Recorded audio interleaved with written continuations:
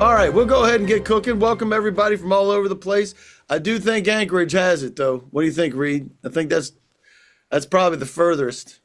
I think they're the winner. It's Yeah, that's the winner. beautiful up there this time of year. I've never been there. It's on my bucket list, Oh, it's but I've great. never Yeah, been yeah. there. All right, folks. Well, welcome to this. I tell you what, like I said, Reed, this is hot. It's a hot topic that affects everybody throughout the supply chain, doesn't it?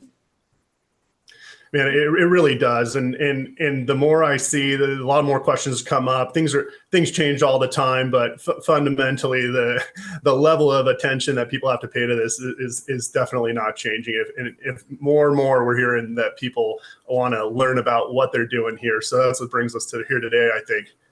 You better believe it, and it is a hot topic, and we'll get you introduced here. Reed Coltis is with Dacian.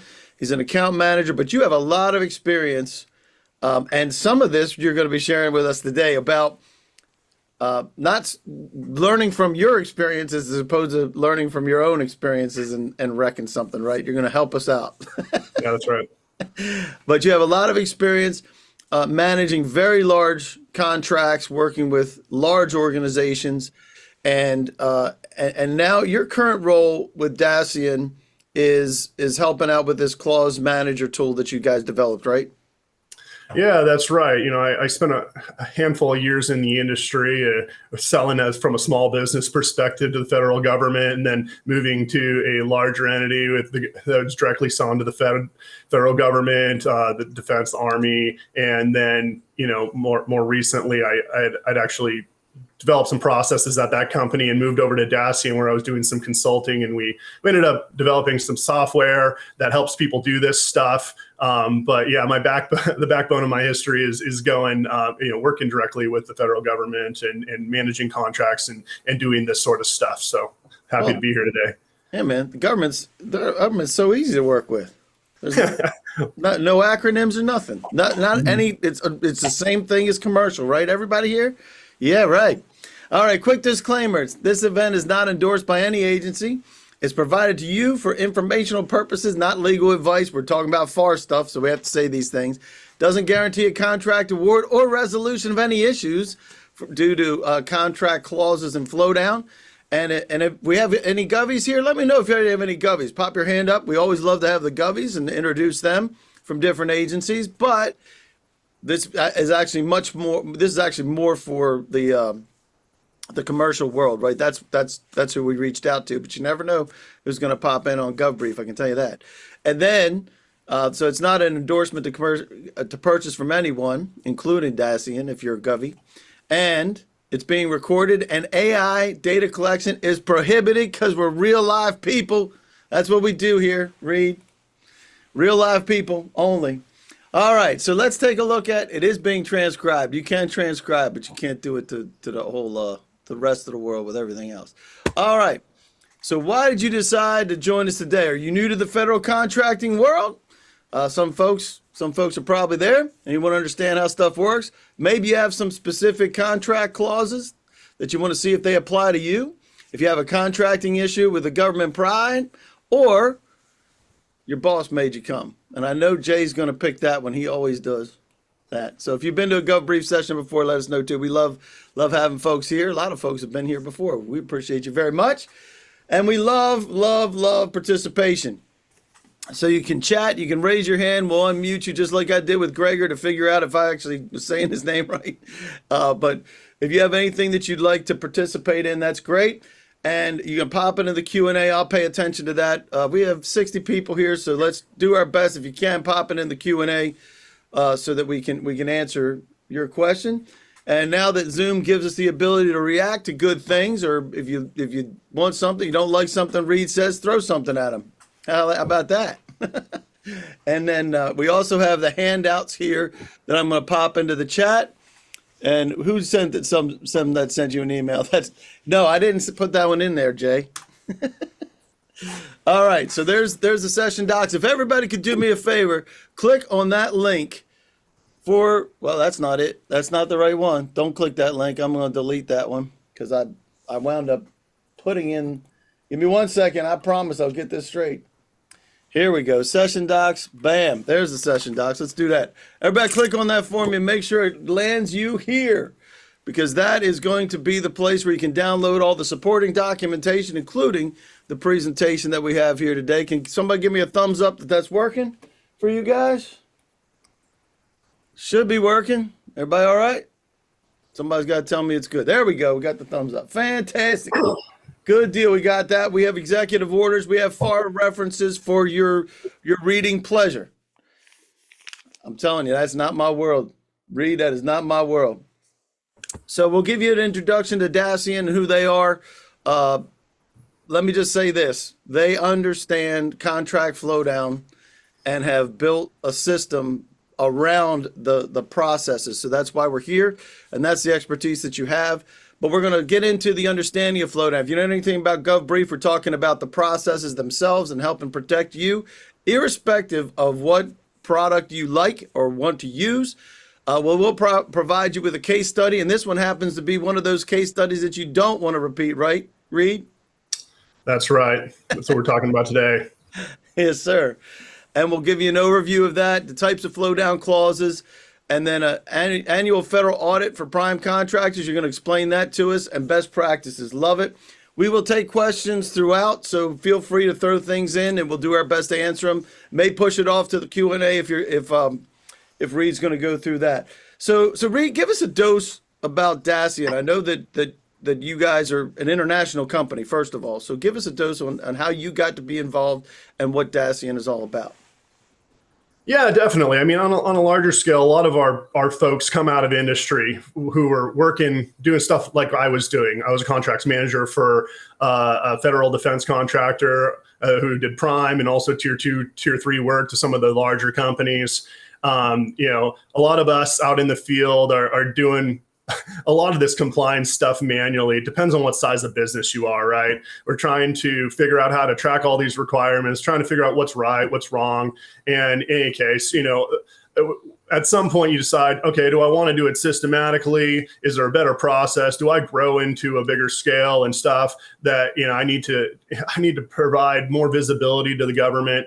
And, as you grow into that, folks like Dacian help you figure out how to do that, whether that's from a systematic way or a process way, not necessarily from a compliance side. We'll talk about that a little bit, but, Dacian helped fill out the way that people do this sort of work in the industry. If they're SAP users, they have a system, or they want to use something outside of SAP to track all these requirements. Dacian offered people a way to do that at the end of the day. So, that's how we came about. We help people do the complex things in a simpler way, both from a services and software perspective. But yeah, we're not going to talk all about Dacian today. We're going to talk about this from an industry perspective more than anything, what the challenges are, what makes sense. But, Dacian, we work with probably the 40 largest A&D and life sciences, oil and gas companies around the world, help people figure out how to do this stuff in a way that makes sense, help them pass audits. We have a lot of new clients in this space, people specifically who use SAP,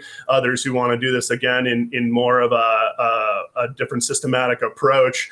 So you see some of our clients on the right, but what we try to do is help people do the challenging stuff simpler. We add different complex solutions into people's SAP environments, help them with their ERP systems, specifically around the federal contracting needs, things that you don't always need in commercial, but you need more due diligence or more focus on. So that's a little bit about Dacian, and Dacian released a new product called Clause Manager more recently. Happy to talk more about that if anybody wants to learn about it, how we're taking the clauses and compliance and putting it in the hands of the smaller vendors who want to be able to track this stuff easily. That's fantastic. Okay, we're going to give everybody about 3 more seconds to choose. We had 74% participation, so 25% or so, quarter of the people wallflowers today. So you can answer this if I shamed you into it. So we'll give you another 3, 2, 1, and here's what we got, Reed. You ready for this? 33% are new to the federal contracting space and they want to understand contracts. You could not be in a better place, especially since most of the time when you're starting, you're going to be a sub to a prime, right? That's right. So that's a beautiful thing. And then 51% want to know about a specific contract clause applies to them. So we'll definitely tackle that if we have, we can address those live if you'd like. And 6% have contract issues with a prime. That's awesome. And 20% their boss made them come. So we appreciate you guys joining us again today. I do have another poll, believe it or not. I'm going to make this real easy on everybody. What is your role in the contract world? And we'll get started into understanding what the federal contract flow down means, because depending on where you are, I mean, it affects everybody in this chart, right? Whether they're in contracting and procurement, whether they're responsible for compliance, or if they're in finance or in sales or quality assurance or even senior management. It applies to everybody. If you're not paying attention to it, you get yourself in trouble, right, Reed? Yeah, that's right. I mean, a lot of people think that only the people that are managing or negotiating the clauses with the government or with their suppliers need to pay attention to those things. But, I'll talk about a case study here today that really gets into why people in quality, why people in procurement, outside of procurement, within the compliance teams, in sales teams, why it starts to make sense and why everybody has to pay attention to this stuff. We all like to forget about the fine print, but it's really the fundamental of all you have to perform, right? Absolutely. So tell us what are flow down clause. Let's start right there for everybody that's newer. We have a bunch of folks that are new into the space. What does it mean? Yeah, click on to the next slide. So, I mean, on what is the flow down and what are we going to talk about it from today's perspective? A lot of people hear the term flow down and they think about it from the government contracting perspective. The government has a set of regulations, right? As voters, we've put things into place. We've voted on laws that say the federal government, whenever they have to go out and buy something from their supplier base, from the open market, they want to follow certain rules. They want their suppliers to follow certain rules, especially their largest prime contractors. But, so when we use the word flow down, it's another way of thinking about it is just a term or condition that is part of performing for any sort of contract. Flow down as a term is usually used for government contracting, like I said, and if you need to perform work for the government as a supplier and you need somebody else to come help you do work as well underneath that contract, because maybe you need to go out and buy supplies or services, those same contract terms and conditions or flow downs must be passed on to your supplier base. So that's where the term flow down comes from. We'll talk about that a little bit more here. But if you go to the next slide, what is the importance of it? Underneath the federal acquisition regulations, it's not just a best practice. We'll talk a little bit about non-mandatory and mandatory clauses further on down, but just to keep it into perspective, supply chain compliance doesn't stop at the highest level prime or its next tier vendor. If you're a prime and you have multiple suppliers underneath you who go out and buy things from other suppliers, a lot of the times you lose visibility on what your suppliers are doing within their operations. But if you have to perform certain obligations, track certain things, it's important that you make sure that your suppliers are doing the same if those are applicable to the business that they're doing for you underneath the contract. So that's why we're talking about this today. Is to, if you don't remember anything I say after this, and I'll give you a case study of why this is important. If you don't remember anything else, is, if you're a prime or even if you're a sub to a prime and you have certain requirements, federal acquisition regulation, DFARS, other types of flow downs that have been sent to you, you need to make sure that if you're going out for support on a contract, that you're making sure that you have visibility on your suppliers and their suppliers as well. So it doesn't matter what level you are in that daisy chain, there is a requirement that you know what's going on within the performance of the contract so that you can be compliant. And that's what we're going to go into today. And let me tell you a little bit about an example of that. You go to the next one. You got it. One sec. I'm going to end this poll. I'm going to show you what happens here. 63% are in procurement, 23% DCMA, 27% senior management. Then we have a couple sales folks and a couple QA folks, a couple finance folks. So it's awesome. Thanks for letting us know about that. And it does apply to everybody. And this I can't wait to hear this story. Reed gave me a little dose about this when we first started talking, and this is you, right? This is a real story with you. It is. It happened to me in the industry. It's what got me so fired up about this topic. I mean, I came from a company that was a mid-sized defense company that was getting into prime contracting, and we were starting to have a lot more compliance regulations, impressed on us, right? But it doesn't matter if you're a prime or a sub.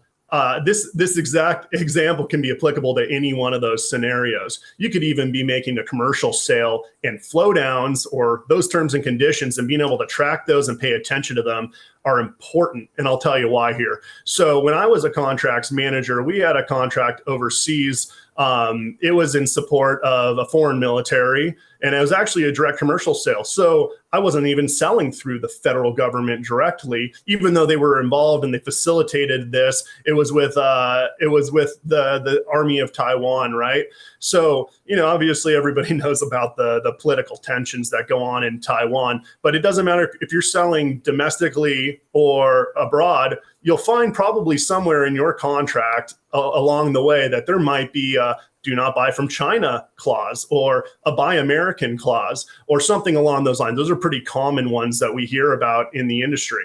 But for this specific contract, there was big, bold letters all over that said, anything that we buy, anything that had to do with a chip or a processor or a mouse or even a cable from, a widget for a microchip for a storage thing, it didn't matter. If it said China on it, the customer was not going to accept it because they didn't want anything made in China supporting their military on the ground. There was a big red flag for them. So what did we do? Well, we did what everybody else does. We go out, we put out bids for commercial products to support everything that we were putting together.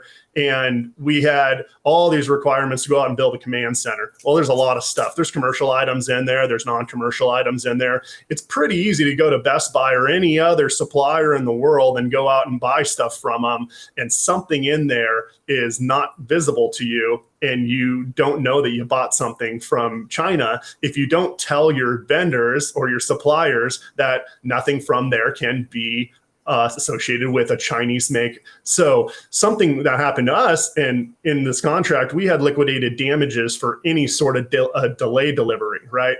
So that means every single day that we were not able to perform and deliver what we said we were going to get penalties for it. What made it more interesting is we accidentally bought a couple of computers on the ground because we found out our supplier didn't deliver everything, and our team, of all places, they went out to a local store and just bought something thinking it was totally fine, and it accidentally was made in China. They went out to the field, they showed up trying to deliver, and the customer saw that there was products right there, the first thing that they saw that were made in China, and it was this big problem. It immediately paused all of our production delivery and everything. We had to go back and inspect every single item. It caused a lot of delay. It caused several milestone misses and incurred penalties on our company. So that was just a simple administration oversight that happened to us, and it caused millions of dollars of delays on a multi-billion-dollar program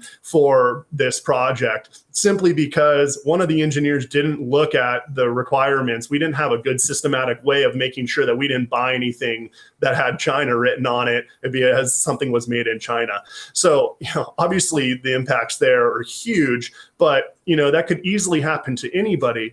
There's obviously the requirements for the compliance side of it, because you have to prove that you're doing what you're saying for these flow downs and at least be able to report on it. I mean, we'll talk a little bit about that, but even fundamentally the performance side of it, shipping delays cause, returns are caused, implementation, integration of your projects can be caused from here, and ultimately cash impacts, which we don't want to see. So, fundamentally, yes, there's a huge compliance function to the work we're doing here or talking about today. But even on the delivery side, if your quality people aren't aware of all those requirements, if your functional people, your engineers, your program management aren't paying attention to what you have to do and what you have to perform and deliver, because those requirements aren't tracked somewhere, it can cause problems. So that's my sob story. We were able to fix it though, Dave. I mean, we went back, we were able to, that's why I'm here. We went out and we bought a system. We implemented a system. We started out doing things manually. It doesn't matter. I don't care if you buy Dossian or not. If you guys remember this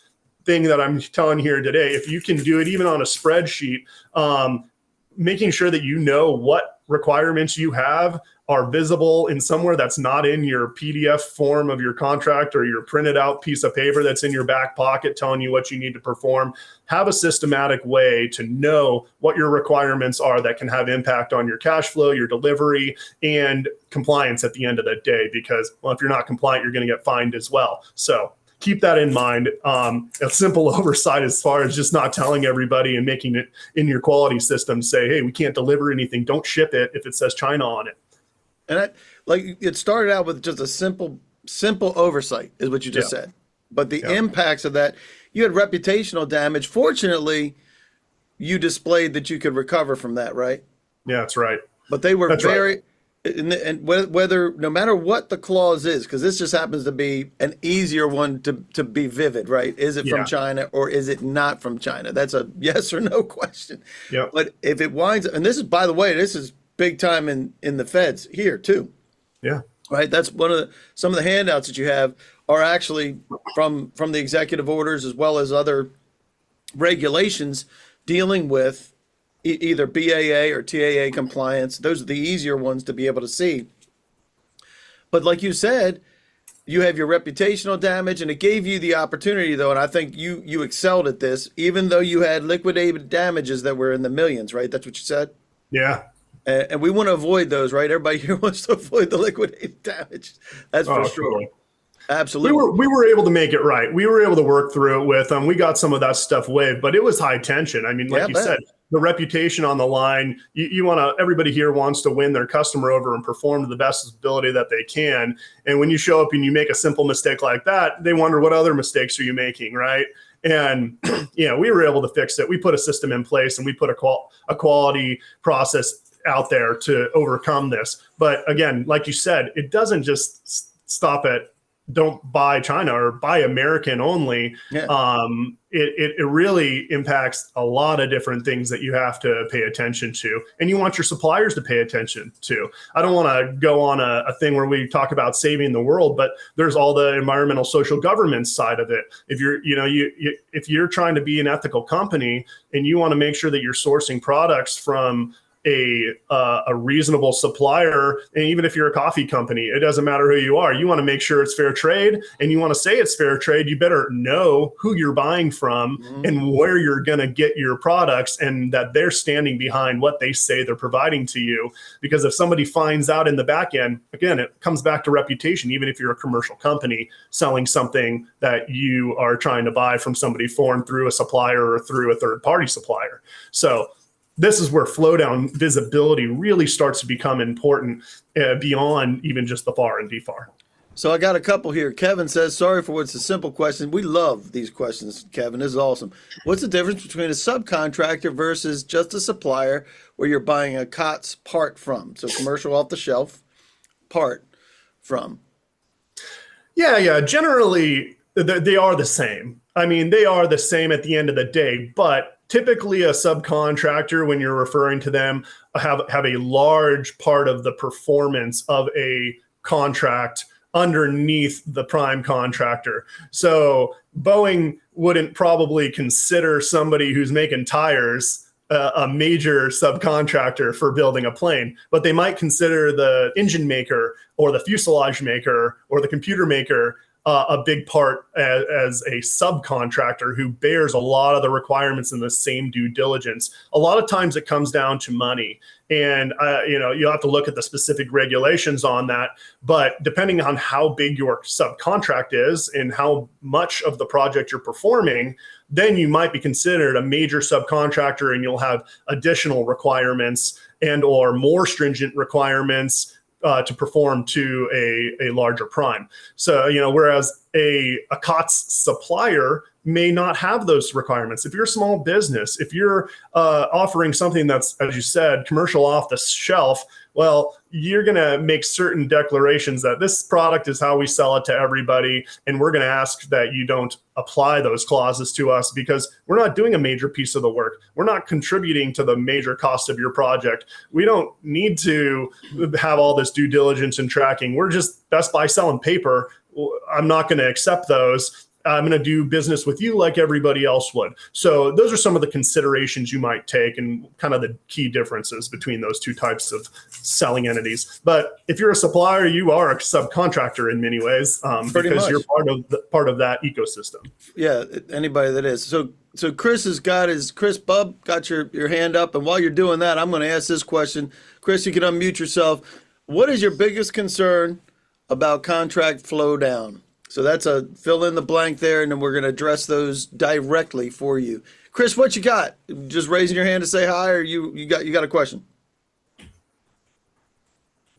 Chris, you there?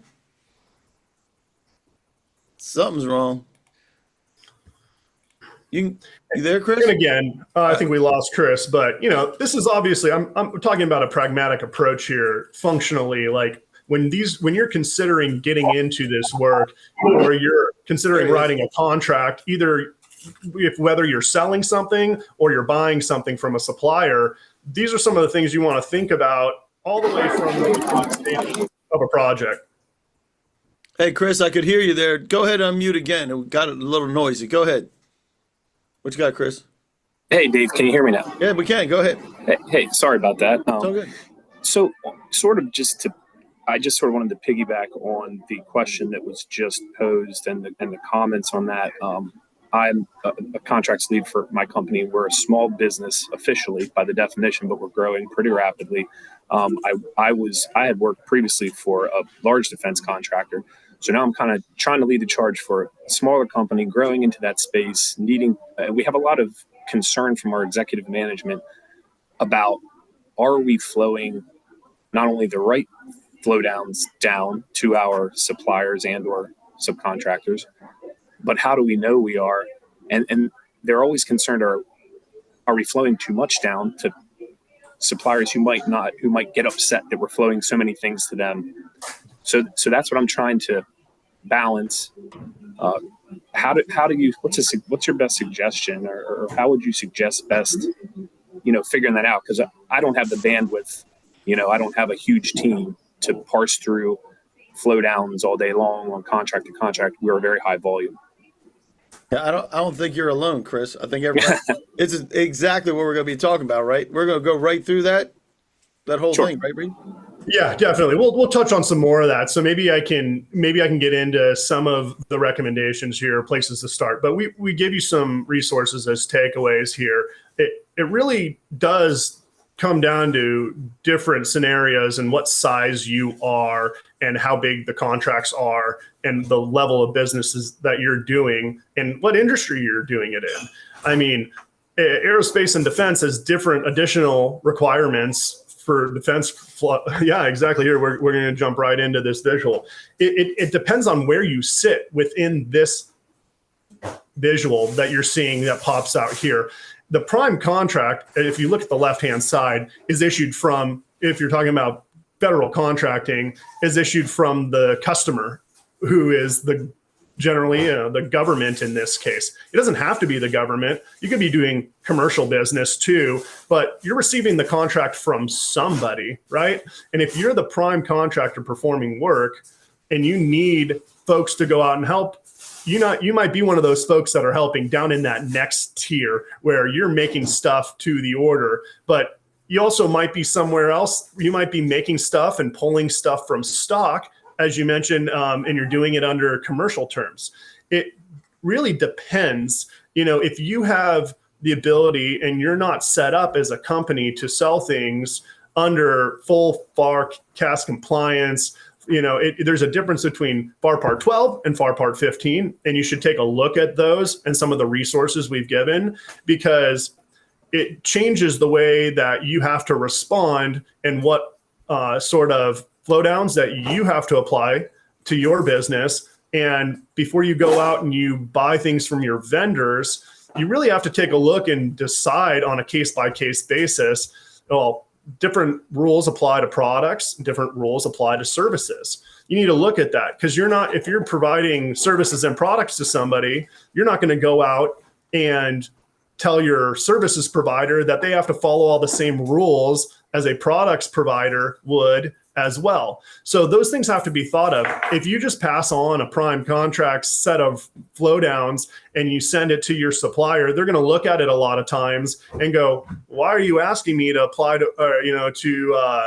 to abide by all these rules and regulations? First of all, I'm too small. I can't do all these audit requirements. And there might be a waiver in there somewhere in the FAR that says, well, those companies don't have to do that. And there is, especially if they're selling things under commercial terms. So I urge you to look at those key differences. You have to pay attention to it. We'll get into mandatory and non-mandatory clauses in a minute, but thinking about this has to be done at different levels depending on where you are in this ecosystem. If you're, like I said, if you're doing make to order and you're buying stock and you're buying services from somebody, you might need to pass down all the requirements because they're providing a big piece of that work through you and you're helping to coordinate that. But if you're going to be able to fall into another tier and you're just providing parts and materials for somebody else to buy and you're selling those things commercially everywhere, then you don't have to follow all the same requirements. It really depends on the scenario. So I know that's a tough way to answer it, but that really is how it goes. So, one of the things as you're thinking about all these types of regulations, I mentioned FAR and DFAR a lot. And within the FAR and DFAR, there are standard clauses that apply to anybody who does business within the federal ecosystem. Just like the commercial code, there's clauses and terms and conditions that people follow and are standard to doing business in the commercial world. A lot of those are law. And if it's law, then they always apply. You don't get out of it because of a certain business you're doing. And those are a lot of times called mandatory clauses. So maybe we go to the next one, Dave. I don't know if we're in there. But one of the things you might want to think about is, how is this going to impact one of the ways that my business operates? And we talk about the FAR 6 business systems. And from the beginning, when you start doing your estimating work and you're going out to your suppliers, if you're going to ask them to do work for you, you want to ask them, okay, if you're going to perform work for me, here's the terms and clauses that are applicable. And here are the ones that I'm going to pass down from you from the federal government because I think they are applicable to you. You have to make that justification. If you repeat business over and over and over again, it's probably worth sitting down with a compliance team or your legal team to say, hey, these are the ones that we're always going to apply for my repeat business. If you're doing new work and new project work, you got to make that analysis for each time before you go out and provide an estimate or you respond to the person who's asking you to do this work. Doesn't matter what level on that tier that you sit, you want to look at it every time and say, is this really applicable to me? Because a lot of people, I don't want to call it laziness, but a lot of people just look at the terms and conditions, the FAR clauses, DFAR clauses that the prime had asserted on them by the government. The prime will pass it on to everybody and say, pick the ones that are applicable to you. And then they're putting all the onus on the vendor. Well, it's not really right to do that. Or if they say you have to abide by all these rules and regulations and I have all these audit requirements, and you're like, well, I'm a small company, I can't do that. Well, it doesn't make sense for you to do that. So it doesn't matter what point you are at in that daisy chain, you need to assess it at the estimate stage. And that's where I start to get into, it impacts your accounting because you got to know what level of tracking you got to provide. It impacts your property tracking requirements if you're holding government property or buying government materials. It starts to impact your program management if you start to have earned value requirements in part of those flow downs. Again, and then your material management, going back to how am I showing visibility on what I'm buying and what I'm using that for, and purchasing and how you're allocating those costs and tracking those against a prime contract, and then all the way back to estimating again. So going on to the next slide, how does that fit within the flow down life cycle of a project? Well, from the beginning of pursuing an estimate, taking those 6 business systems and spreading it out from, am I bidding on a contract, to I've performed a contract, to I've gotten paid and I'm closing out that contract. in a typical business life cycle or a systematic approach, you'll find that everything in green here are things that people have to do if they're having to abide by the highest level of requirements of government contracting. You might not have all of these related to your project or your contract if you're a smaller company or doing commercial business to the government or through a prime or something like that. But each one of these you'll see at the pursuit and estimate stage, you need to know, like I said, you need to know what requirements affect my contract and what am I going to bid? Is that impact going to add more administration to my business or is it not? And are my pricing going to be impacted by the type of flow downs that are being imposed upon me? And then as you're executing that contract and you're tracking it, how is that going to affect my government property and my other execution of the contract? How is that going to affect any sort of controls or claim management stuff that I do during the performance of a program? Like I said, my people on the ground weren't paying attention to things that they had to buy because they didn't have visibility on it because somebody forgot to mention it or track it as a hard requirement in their quality system. They didn't have a quality system. They were too much immature. And they went out and executed a program and weren't able to perform because they made a mistake, right? Well, that needs to be shared at the procurement level. So you go to resource management. So before you go out and buy things from those suppliers, you want to make sure that in big bold letters, that's ending up on your contract to your suppliers. That's like a key example of one you would definitely want to flow down if it's imposed on you, whether it's a commercial clause or not a commercial clause. If it's important to your project, the compliance element is twofold.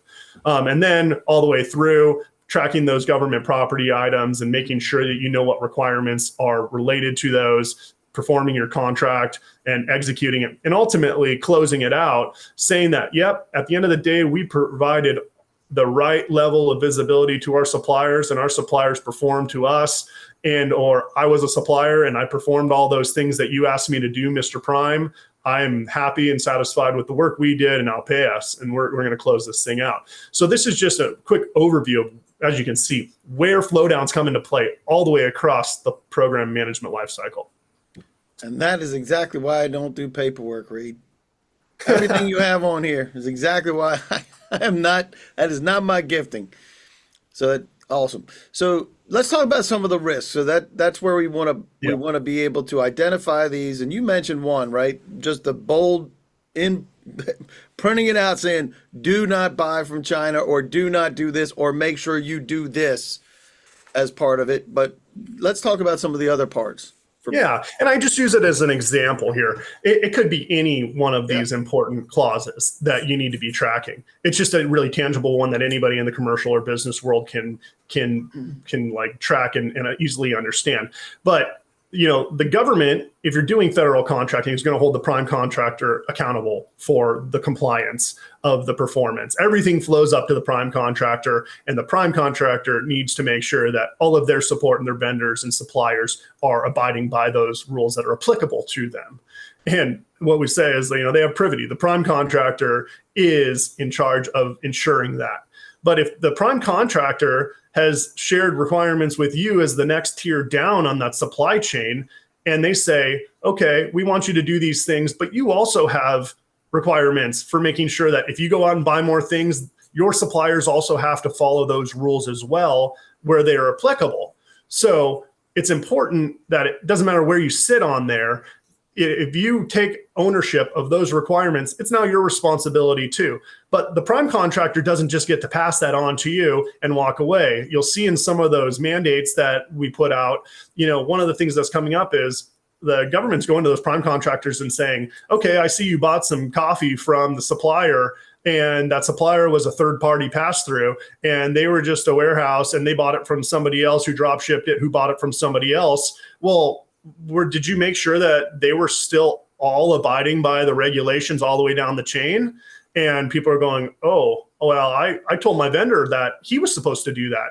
Well, they're going to say, well, that's great, but it's your job to enforce that and also make sure that the next tier is doing that as well. Well, how do you do that? Well, you need to keep visibility and ensure that you have the ability to track that stuff and you own the right to go in and audit or check in on your suppliers and their suppliers to make sure that they're doing what they're supposed to do, or else you're going to end up with some company that says they were buying at fair trade and they weren't buying at fair trade, or they were buying some rare earth mineral and it wasn't coming from the right spot, and somehow it was coming in from a supplier that wasn't authorized and not doing business the right way and didn't do ethical business practices. So that's the big risk here, right? Is that the minute you lose visibility or the minute you relinquish your right to go to your supplier and your supplier's supplier, you're going to lose visibility on that, and you could be in a non-compliant situation.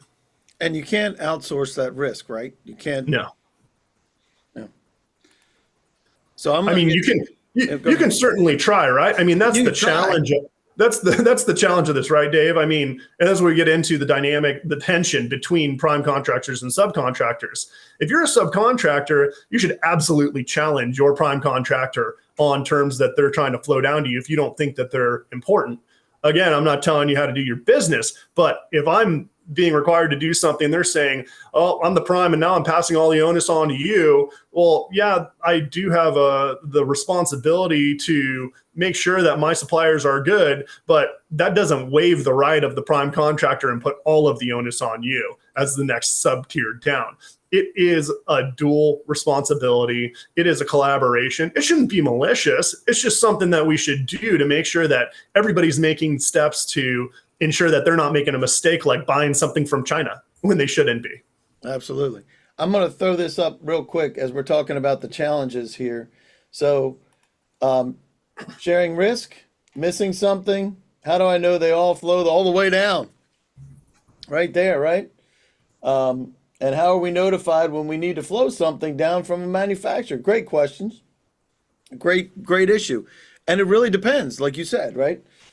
So efficiently managing the complexity of flow downs, love that. Application of very small companies under 10 people and flowing down to further independent consultants, that definitely as well, right, Reed? All great concerns, right? Better understand flow down, got it. Compliance, big deal. Not a fan of self-deleting. Thoughts on that argument? Yeah. Love that. All right. Yeah. These are nasty things, right? And they end up making it really hard to do business. If you're a mid-tier supplier or a small business supplier, self-deleting clauses are as good as they are because they allow things to be not applicable if your business is doing something that doesn't apply to it. But it's such a cop-out on the part of the requesting buyer to send you a whole list of many, many lines. And I would challenge those and I would ask them to tell you which ones they think apply. I mean, when I was doing this and I was managing contracts and subcontracts, I would have no problem going to the highest level tier and saying, why are you flowing this down? This is not applicable to my business. You're making my company go out and try to spin up operations or do things that we're not going to have to do, and they're not applicable to us. Why are you saying that they are? It's the same challenge. If you kind of go to the next slide, it's the same challenge that we talk about mandatory and non-mandatory clauses. It's really important. I check out some of the stuff we sent out that you know what kind of clauses are always mandatory, because there are certain mandatory clauses that even if they're not listed in the contract itself, they're applicable to you doing business as a supplier to a federal contractor. So what does that mean? Well, sometimes it's just not there. It's not visible. But the law says that it's always visible no matter what. And there's some specific clauses in there that apply to everybody that are always there, even if they're silent. And that's the same thing, like these self-deleting clauses. People will just, like, at least they'll put them in there and they'll show you, well, this applies to you if it's applicable to your business. Well, then you have to go through the justification and the hoops of saying, well, this doesn't apply to my business, so I'm not going to apply to it. And you probably need to write a justification statement in your operations to say, well, we're not going to always provide this level of quality because it doesn't apply to my business and I'm not big enough to do that. It's a big challenge. And I'm sure I see some comments coming up, Jay. You know, we see the same thing too. And I'll show you an example of one of those that come out For those of you that want to stay on and kind of talk outside of this, but we see this happen a lot of times. They'll give you every single term and condition in the book and additional terms and conditions, additional flow downs that a major prime has made up and said, hey, vendor, you need to abide by these too. And you're going to go to them and say, well, why are you requiring more of me than my government is requiring of me? That's something I would think about and challenge and say, I'm not going to have more insurance requirements than the government is requiring of you. I'm not going to have more penalties than the government is requiring or imposing on you. And that's the same thing that goes into the self-deleting stuff. If it's self-deleting, you should have them delete it. I would say if it's not applicable to your contract, you should go challenge them and think about, okay, this is not a contract clause that is applicable to my business. You should remove it. Take it out of your terms and conditions. You might not always win that battle, and it's challenging if you're a smaller business. But knowing what kind of clauses that come through when you're doing business with these folks are important. When you're talking about mandatory, non-mandatory clauses, knowing which ones you can opt out of because you're not it's not going to be applicable to your commercial business operations, knowing which ones are mandatory because they're silent and which ones will always be applicable to your business. There's a whole list of them. There's a lot of information out there on which ones are most common for mandatory and non-mandatory clauses out there. And I think you'll find some stuff out there. Again, I'm not trying to give you the compliance advice to tell you these are the specific ones you have to, or these are the ones you're allowed to opt out of. You kind of need to make that decision for yourself, depending on if you're a small business, if you're doing commercial business, or if you're acting as a major subcontractor and you have all the compliance because you're contributing in a large fashion to one of these contracts. You want to go to the next one, Dave? Yeah, one sec. I do want to. Catherine says, I tried to note the prescription clause to give them the reason that it is or is not applicable. That's great. Yeah, totally. That doesn't always work, and I don't understand why. Because you're dealing with human beings. I don't know, Catherine. Maybe. Yeah, that's certainly something you're going to run into. You're doing your best to say, hey, here's the rationale as to why it doesn't apply to me. And they're still going to fight you and say, well, you can either take it or leave it. And you're like, okay, well, now I have to do a justification and figure out why I can take it or why I can't leave it. And if it's going to really impose risk on my business and the likelihood that something's going to happen. Sometimes it comes down to that, and that's a challenge. But you're absolutely right. That's a good way to do it. Tell them this is the reason it's not applicable. Pull it out of the contract. I'm not going to accept that. Yeah. And Michael's saying, do you have a best practices suggestion? Set up for the next slide, Michael. That was good. Thanks, Michael. That's fantastic. Yeah, I mean, I always recommend that prime contractors just take a little bit of extra time when they're thinking about going out and their subcontracts team is working with their contracts team internally before they go out and ask for somebody else to do work for them, to take some time to think about, okay, what am I really asking each of these subcontractors to perform? And are they performing a major piece of the work, or are we able to buy something that's off the shelf from them? That's a big thing. That's when you have to involve a subcontracts team versus your buying team. But even, in doing that, there's certain clauses that only apply to the prime contractor. And I'm going to make sure that if I think about the way I'm going to do business and ask for subcontractors to do work for me, I'm going to change those. I'm going to say, here's the ones that apply to everybody, and here's the ones that I've tailored to apply specifically to you. A copy and paste doesn't work in this business, because then you might accidentally accept something or impose something that you don't want to impose. So that's where I get into, you need to analyze which ones are applicable to you. You need to put a system in place that says, if this contract is imposed on me, can I accept it as a blanket rule, or can I pass on that liability to my subcontractor if that doesn't apply to my scope of the work? And can I make sure that they're able to handle that requirement? Because that happens a lot. And then, making those decisions. And there's ways to automate this. It all ultimately comes down to tracking all the requirements in a way that what's going to happen if you accept a clause and or pass it on to a subcontractor or a vendor in the supply chain.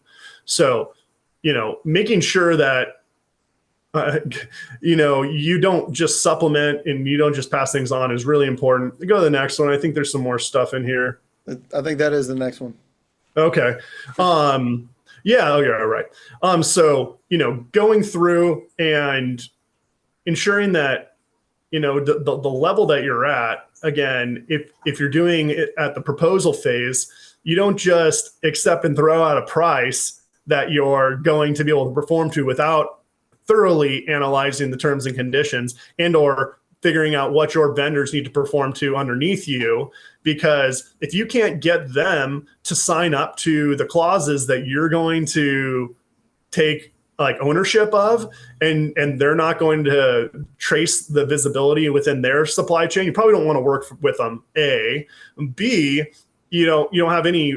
There's no repercussions for you to hold them to the fire if they say, well, you didn't tell me I couldn't buy all this stuff from China. You're still gonna have to buy all this stuff, and then you're out of luck because they performed exactly like what you asked them to. So that's where it becomes, I think, very important. What's the next one, Dave? That is our. Hey, do you need some help with coming down the wire? So, if you'd like to stick around and see some of these things in action in Clause Manager from Dacian, you can. High level. We're not diving down too deep, right, Reed? Yeah. Yep.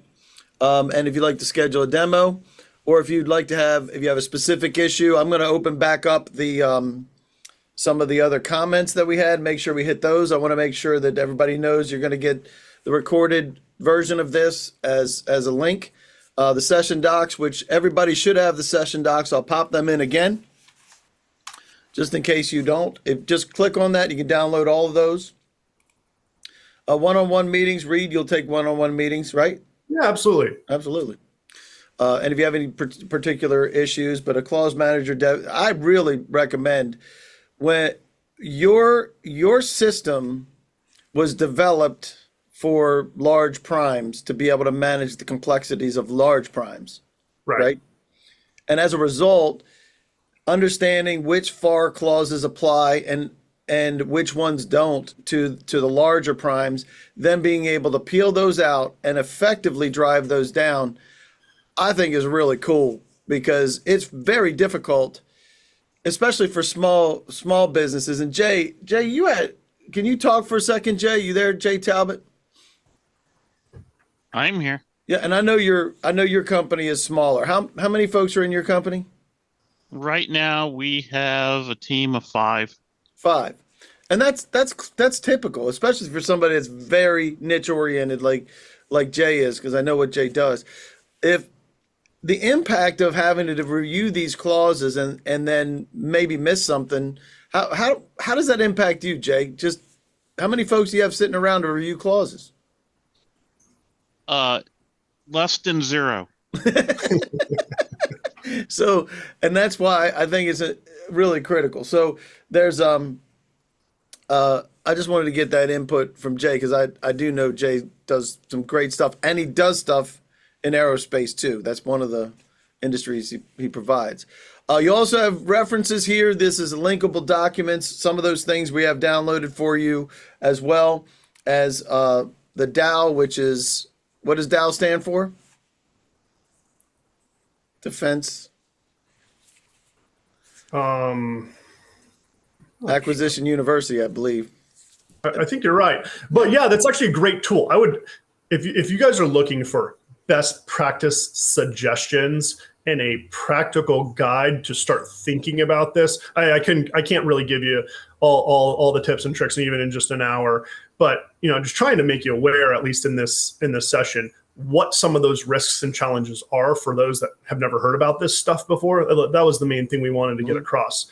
The second thing is, okay, now if you're thinking about doing business in here and you're trying to put a policy or a process in place, or at least trying to think about what things are applicable to me and what aren't, take a look at the NDIA FAR Flowdown book. It's a really good book. I like NDIA.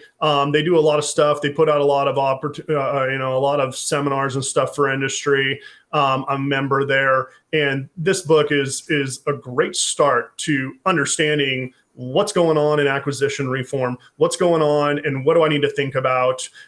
There's a couple cool resources for tracking your clauses and a matrix of all the things that might be applicable. Because if you have one thing that applies to you, the likelihood is that there's a string of requirements attached to that you need to consider.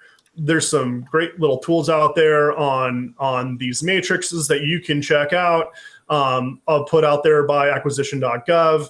You know, it's hard to answer the questions. Do I have a best practice for how to challenge that? It really, really depends on if you are or what size you are and how you're selling this. If you can state, I'm a commercial contractor, I'm a small business, I don't have the due diligence, I don't have the ability to track this, you just tell them, that's not in my wheelhouse. I can't do business that way. And I'm going to ask for a waiver. I mean, that's a great starting point if you can go there.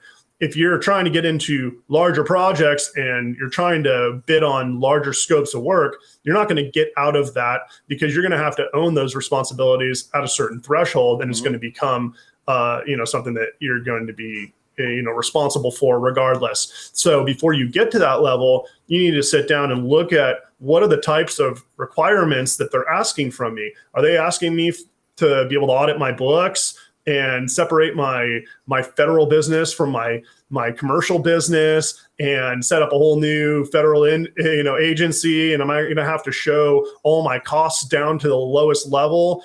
If you get into those certified accounting standards as one of your flow downs, then you're talking about an entire company reform. And before you get there, you want to think about, is my business really ready? Am I set up that way? Can I do this? Because you don't want to accept a requirement like that and then have them come and ask you, show me the proof that you did the work the way that we said you did or said you would. Then you're going to be in a whole world of trouble. So I think those are the biggest red flag ones that I would just look out for. If you're trying to go out and challenge them, I think the first step is to tell them, hey, I don't think this is applicable. Can you tell me why it's applicable? And sometimes I put the onus back on them to enforce whether it is or not. And likelihood is they probably copy and pasted it on you. And you're going to tell them, well, why are you imposing that on me? I need you to write a justification or help me write a justification that says, hey, I'm not going to be applicable to these self-deleting ones, or these are not going to apply to me, and have that in your policies and procedures to say, I'm not going to perform this, this, and this because it's not going to apply to my business. I'm a commercial or small business, right? So those are the things you need to think about. If you use a systematic approach instead of an Excel spreadsheet or something else like that, and you're a prime contract, you can track all your clauses and say, these are all the clauses and the different versions that apply to my contract. And these are the ones that are going to be applicable to my procurement team and my procurement documents that go out to my vendors. My vendors can then take those and say, yep, oh, I see they made changes to the prime contract and they're flowing down these specific ones to me. Now I know which ones that I now need to flow down to my suppliers. And that's one of the things we did with Clause Manager. And again, if I know we're at time today, if anybody wants to talk more about that or see one way that we track things systematically, I can show you a couple things to think about before you go. But I'm not trying to have 12 folks that want to do it right now. They don't even want to schedule a demo. They want to see it right now. So there you go. And we appreciate you guys participating in that. I will close that poll. I want to make sure there's a couple here just of some of the concerns I think that you're gonna actually address, because, and Heather's saying, being a second or third tier sub, our customer may not include language of federal requirements. Are we liable to follow? That's exactly what you want your system to be able to determine, which clauses you should be liable for versus the ones not, right? That's what you just said. Yeah, and even more so, have it make decisions for you. If you're a contractor and you've received contracts and you've accepted those clauses, make a system make the decision for you based on certain rules. Before you send those requirements to a supplier, you want to make sure that you're flowing down the right clauses, you're tailoring them to the business that you're going out and asking people to do. So there's ways to do that in a systematic approach. There's ways to do it so that everybody has visibility on what each other are doing in a repository. In a procurement environment, the stuff isn't necessarily always sensitive. If you're saying, well, these FAR clauses apply to your business and these clauses apply to my business, then it's always going to be something that you can share because it's public knowledge. When you start getting into the financial details, that gets a little different. You don't want to share all that information, but you do want to be able to show that you applied the logic to say, my vendors need to support me this way. And if I'm one of those vendors, I want my vendors to support me in the same way and show that I can track that all the way down to the end of the line. Absolutely. Are you ready to share out and show this thing? Yeah, sure. I could share a couple things. Cool. And I'll keep watching this. I will say I have another comment here. I'll let you go ahead and start sharing out. So I want to understand how a flow down flows prime to subcontract to task orders. That's what Cleveland was asking. So that's great. I think that applies across the board, doesn't it? Yeah, it absolutely does. I mean, the real consideration is what level are you in the supply chain, and are you going out and buying more stuff in support of the work that you need to perform, and what size the company is, and what time of arrangement are you having to go out and buy that from them already? Yep. So, and I do. It's interesting because Brian was saying this too. The biggest concern is ensuring the subs are maintaining compliancy with clauses. So being able to flow that down through, right, all the way down through to the bottom of the food chain, right? Right. And making sure. Yeah. Right. Yeah, absolutely. I mean, and so as a best practice, if you're managing suppliers who are also managing their own suppliers, putting in a term into the procurement document that you send to them that says, I have the right to audit that. I should have the ability, and you agree that you will go out and flow these requirements down to your suppliers. I want to be able to see that. That's probably the single biggest thing that you can do to ensure that you're allowed to audit them. You're allowed to ask them to prove that they're doing that. And that's fair. That's like a fair thing to ask somebody to say, I want you to perform these things. And they're saying, yep, I can perform that. Well, you're asking them to also prove that they're doing it, and then have that the next person on the supply chain do the same thing. And that's what this clause manager tool does. I'm going to show you the fundamentals before we even get into the clause manager tool itself. But maybe, do you want me to share my screen here? Yeah, share your screen. I have the ability to do it. You should. And there's a couple of cues in here that I just realized that are in there. Well, this is a great one. Given the limited times on resources to some solicitations, site walks, quoting deadlines, how should we handle flow down clauses and compliancy when vetting subcontractors? Wow, what a great question. No, I mean, absolutely. Like I would do that as part of your due diligence screening. If you're going out to market, before you sign up a supplier, you want to know what their capabilities are and what level of compliance they're even willing to abide by. I mean, if you just think about it from the outside perspective, if you're going out and you're buying something from a massive company that does lots of commercial business, they're going to tell you, we're not set up for that. And we're not going to be able to show you the level of detail of our costs and all of the things that you might need to do if you were performing as a partner or a major subcontractor on a project. They're just not going to do that. A paper company is not going to do that for you. Hopefully you can see my screen, Dave. Yep, we can. Awesome. So just kind of visualize that from what our system does is if the U.S. government sends a contract to a supplier, and that's like Amazon, right? And Amazon looks at that contract and says, okay, we can accept all of these requirements. But before we do that, we need to systematize that. We need to track all those requirements in a system to say this contract, I have all of these requirements, and I can import that and track it in my repository. I want to track what the version is of all my clauses. I want to track what date it was. I want to make sure I know what those are. And then I want to be able to even know, okay, what are the implications of those clauses?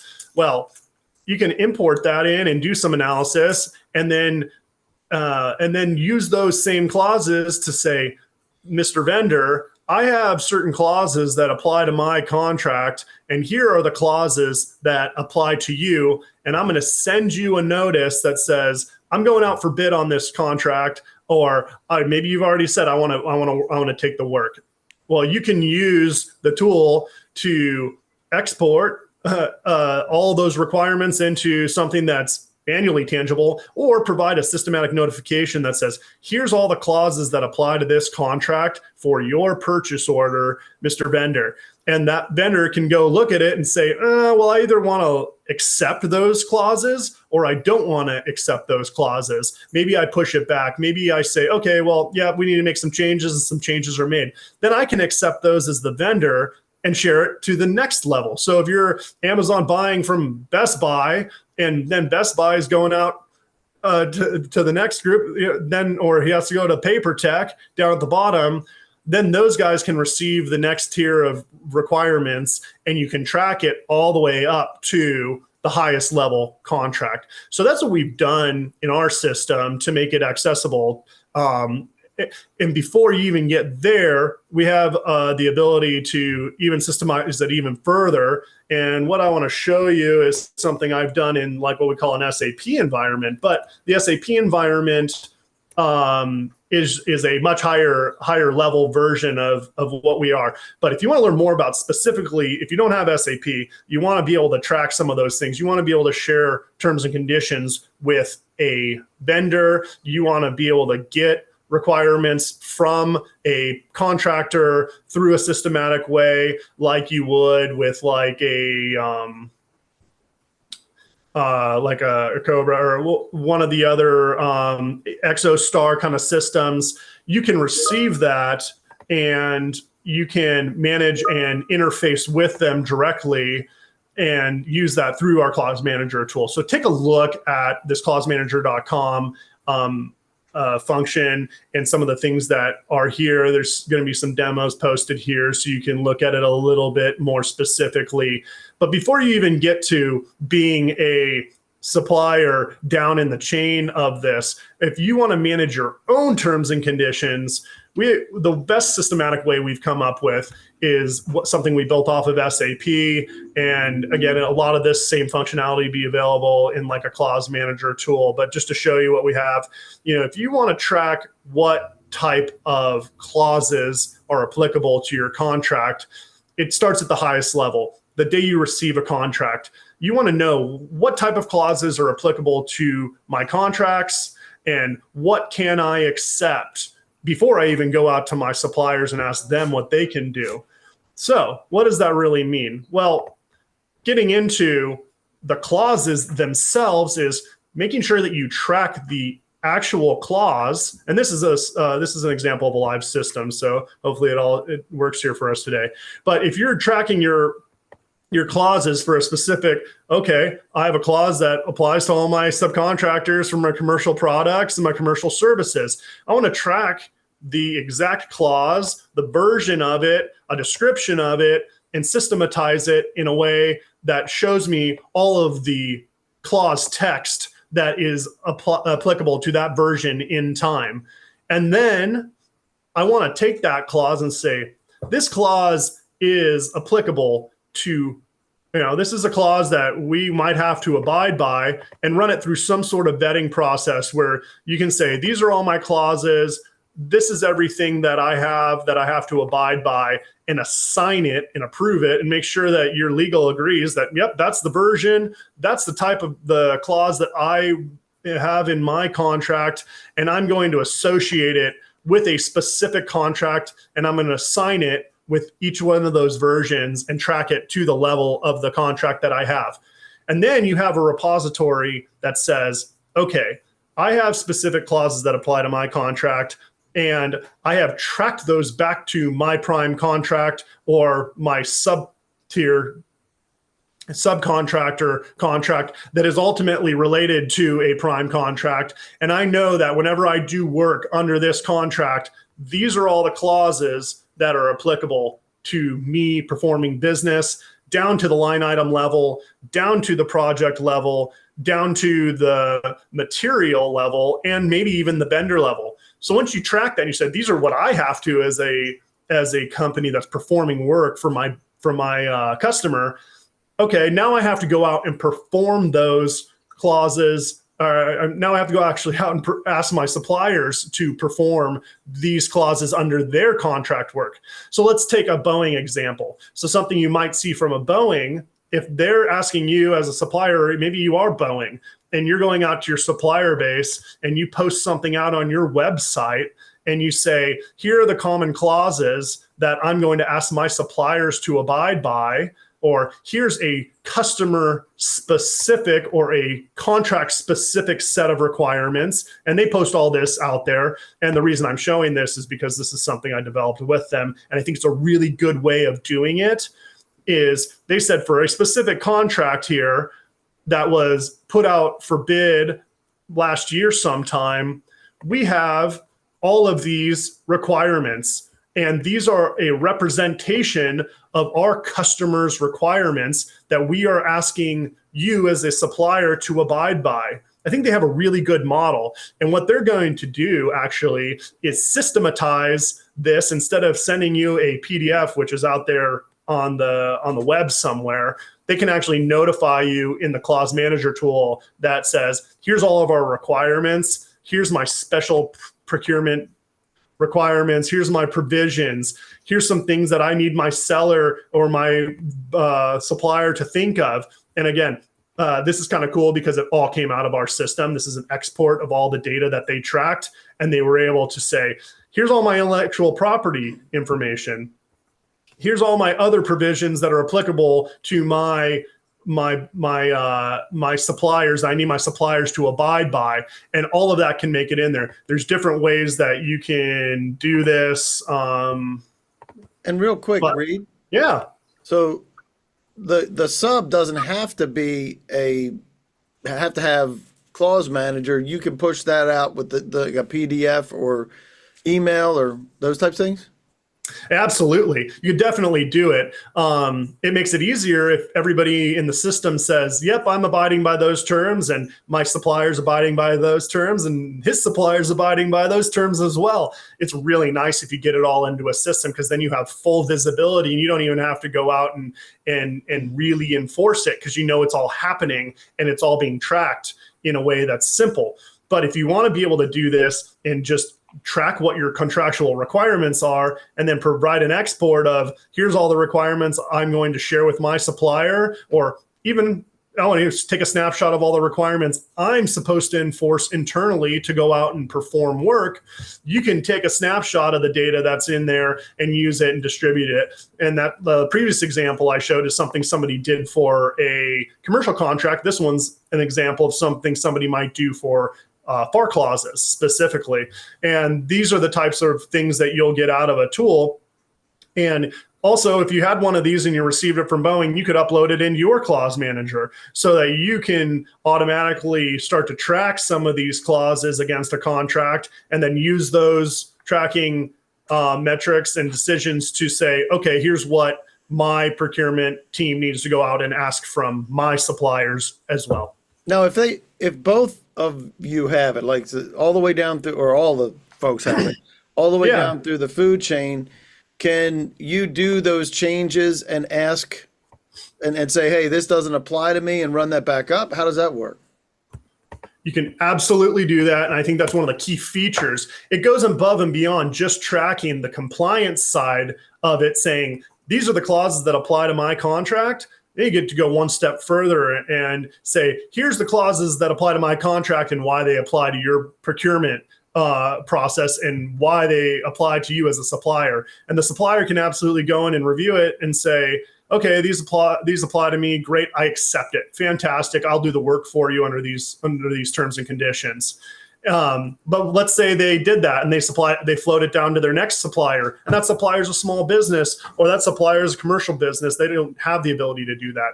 Well, that supplier can say, well, actually, I reject those requirements. And they can say, it doesn't apply to my level. I don't want to do that. That doesn't make sense for my business. They can have that discussion, and they can do it systematically in there as well. And let me show you what that might look like real quick. I have to show you. Antonio has a really good question, and I actually saw something interesting on that PDF I have a comment about that. You there, Antonio? Can you, I know you had unmuted. You got a microphone? I'll read your question. As a prime contractor with a university subcontractor, how can we flow down certain clauses that they claim are not applicable as a research university? Can we flow down alternates without government approvals? Great question.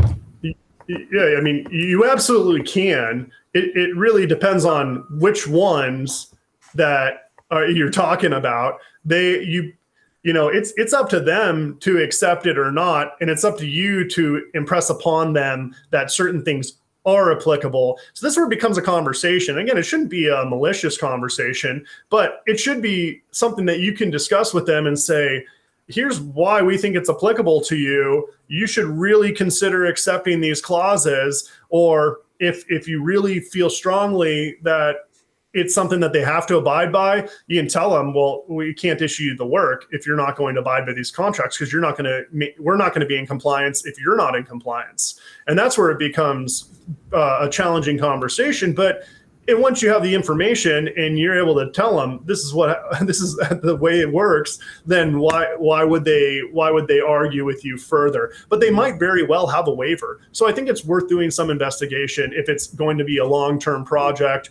or something that you're going to do repeat business on with a client, just to make sure that you're going to be compliant with it.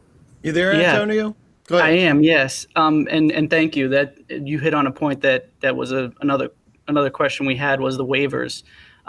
We do a lot of SBIR work with subcontractors who happen to be universities, and they always request for fundamental research, which they claim allows for foreign nationals to work on the program and stuff, where our primes are saying that we can't have any foreign nationals. And so we have that discussion often, but we're not really sure how the flow down clauses that we say are applicable, they say are not, if those get in the way, and how to mitigate those situations.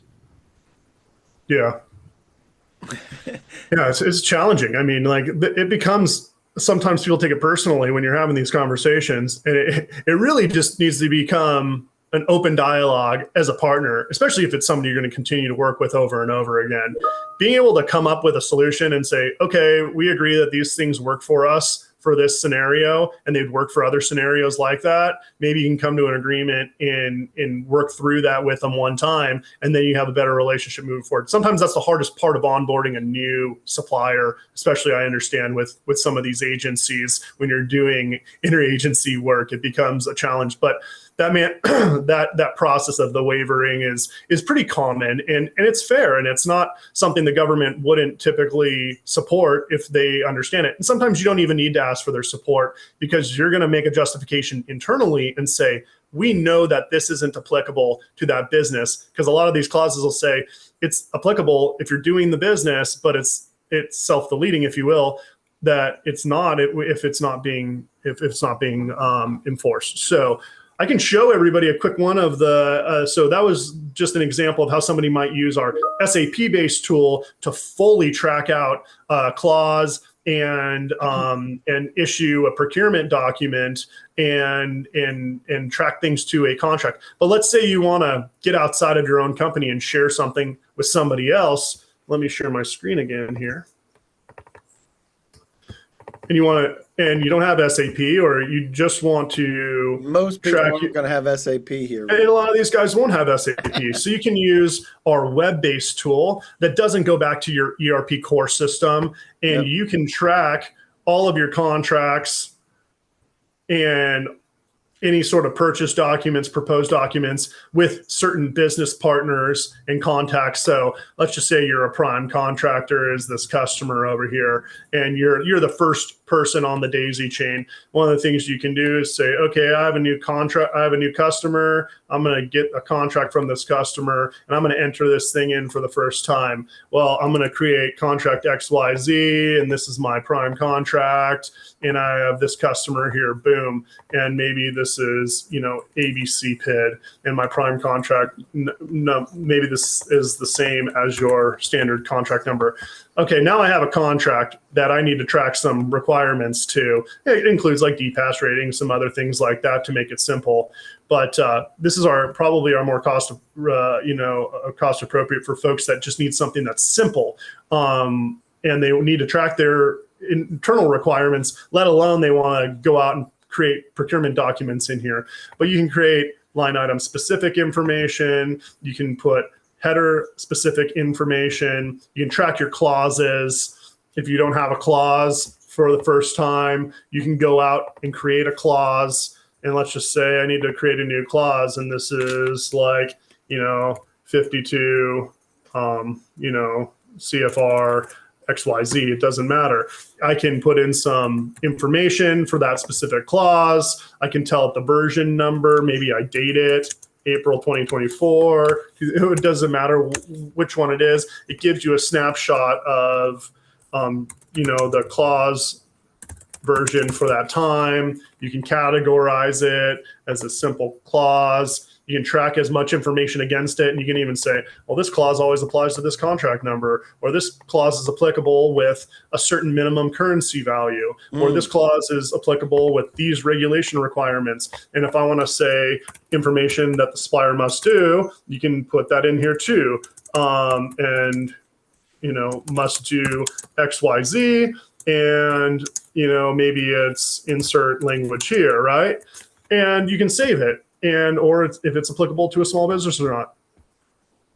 There's a lot of different features, functionality in here just to track your clauses. Say, this is a clause I have to abide by for my contract. And is there a library of clauses too? Exactly. So I just created one. I click save here, and then I'm going to leave this page. I can go back to my clause. And now you see that one I just created. That one will always exist for the version that I created with all the information I had put out there. So this can be imported. This is just an example of a live one, but all this data can be linked to an external repository, or, we might even offer something to help people keep these things up to date for those companies that need it. But now that I have a contract and I have a clause, I can go out and say, you know what? This clause is applicable to my contract, and maybe it just hasn't. Maybe I need to approve it here. Oh yeah, that's right. I do need to approve it. So Got approved contract. Well, you might want to approve your clause. I can submit it for approval. Maybe you don't want everybody in the business to say, okay, this clause is, just a clause that somebody asked me to abide by. I might want to look at it internally and say, okay, it's something that we want to accept, or maybe we want to reject it. You can do that here. You can say, this one's approved, or, okay to follow, whatever you want to say. Some feature functionality here. And once it's finally actually approved, then you can go to your contract. And again, there's an easier way to do this. This is the manual steps for it. But you can say, okay, now that clause for that clause version is the one I want to say is applicable to my contract. And now I have a clause that I created from my library of clauses, and I can assign it, and you see it's all assigned here. So it's kind of fun. So now you have the ability to track it. Now I have a clause that's always associated with my contract 1, 2, 3, and it will be for the end of time. And I have audit logs that show you when things were assigned and when things weren't assigned, all sorts of features in there. But now let's just say I want to go out and create a purchase document. I can go out and create a purchase document in relationship to that contract that I just created and say, for that contract, for that clause, I can go out and track something, and I can send this to a vendor. And as a vendor, you'll receive this whole process. I don't know if we want to keep going here, if we have an audience or not, but this is how the process worked. If you want to see more of it, we can go into it in more detail, how it might work for your specific business. But just to give you a flavor of, now you have the ability to track a clause against a contract, and I want to now go out and use that clause against that contract to go out and create a purchase document for my supplier, if I have a supplier. And it doesn't matter where you are in the food chain. Nope. Because it helps you align those clauses that you're responsible for. And then just thinking this through from my perspective, and again, I can ask stupid questions, so tell me if this is stupid. But as a vendor, if I have these clauses that I think are they always applicable to that? You can choose if they're always applicable to any of the ones. If you have a library, you can assign them to anything, right? That's right.